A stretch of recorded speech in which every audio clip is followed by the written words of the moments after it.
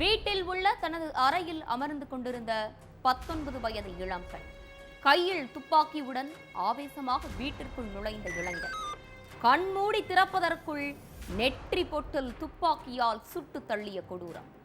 பட்ட பகலில் வீடு புகுந்து வெறியாட்டம் ஆடிய இளைஞன் யார்? கொல்லப்பட்ட இளம்பெண்ணுக்கும் கொலை செய்த இளைஞருக்கும் என்ன சம்பந்தம்? நடந்தது என்ன?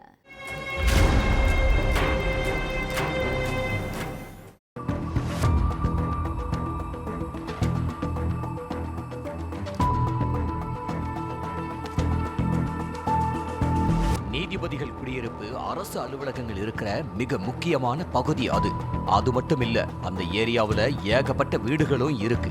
அங்க 24 மணி நேரமும் ஆட்கள் நடமாட்டம் இருந்துகிட்டே தான் இருக்கும். அப்படிப்பட்ட ஏரியாவுல உள்ள ஒரு வீட்டுக்குள்ள இருந்து மதியம் 2 மணிக்கு பயங்கர சப்தம் கேட்டிருக்கு. இது துப்பாக்கி சப்தம் மாதிரி இருக்கேன்னு அக்கம் பக்கத்துல உள்ளவங்களெல்லாம் ரொம்பவே பயந்திருக்காங்க.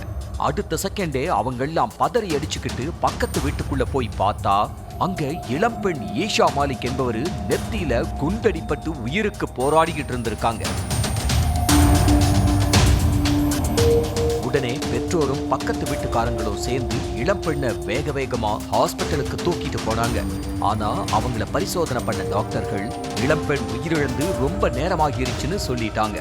தகவல் தெரிஞ்சு ஹாஸ்பிட்டலுக்கு வந்த போலீஸ் துப்பாக்கிச்சூடு நடந்தப்ப வீட்ல இருந்த ஈஷா மாலிக்கோட அம்மா கிட்டையும் தம்பி கிட்டையும் விசாரணை நடத்தினாங்க.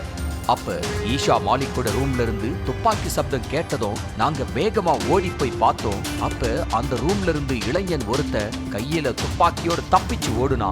ஆனா அது யாரு என்னன்னு எங்களுக்கு தெரியலன்னு சொல்லி இருக்காங்க. உடனே சம்பவம் நடந்த ஈஷா மாலிக்கோட வீட்டுக்கு போன போலீஸ் அந்த ஏரியாவுல உள்ள சிசிடிவி கேமராக்களை ஆய்வு பண்ணாங்க. அதுல ஈஷா மாலிக்கோட வீட்டில இருந்து ஒருத்தர் தப்பிச்சு ஓடின காட்சிகள் பதிவாகி இருந்துச்சு. அதுக்கப்புறம் அந்த இளைஞன் தப்பி ஓடின திசையில உள்ள 100க்கும் மேற்பட்ட சிசிடிவி காட்சிகளை ஆய்வு பண்ணி அந்த இளைஞனை போலீஸ் மடக்கி பிடிச்சிட்டாங்க. தொடர்ந்து நடந்த விசாரணையில தான் பல விஷயங்கள் வெளியில வந்திருக்கு.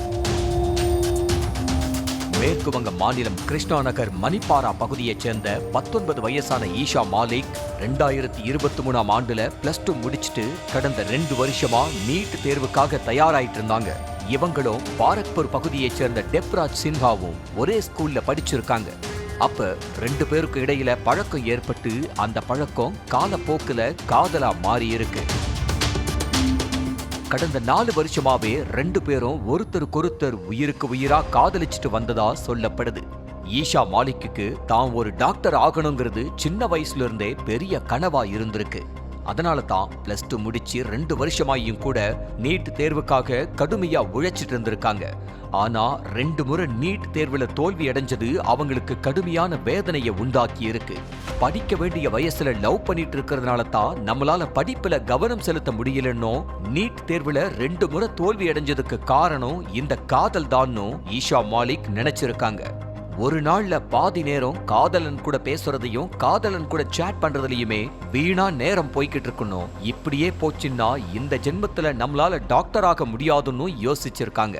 அதனால காதலன் டெப்ராஜ் சின்ஹாவுக்கு போன் பண்ணி நாம லவ் பிரேக்கப் பண்ணிக்கலாம், நானும் என் வேலைய பாக்குறேன், நீயும் உன் வேலைய பாரு, இனிமே என்ன டிஸ்டர்ப் பண்ணாதுன்னு சொல்லி காதலுக்கு முற்றுப்புள்ளி வச்சிருக்காங்க.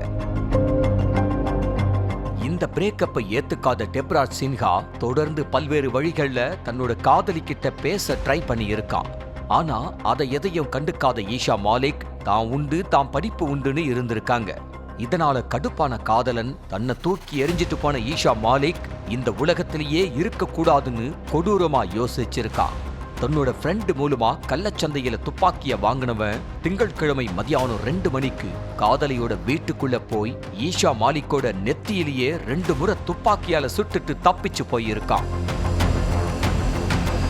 இந்த சம்பவம் நடந்தப்ப ஈஷா மாலிக்கோட அம்மாவும் தம்பியும் வீட்ல தான் இருந்திருக்காங்க. ஆனா அவங்க வேற ரூம்ல இருந்ததுனால டெப்ராஜ் சின்ஹா வீட்டுக்குள்ள நுழைஞ்சதை கவனிக்கல.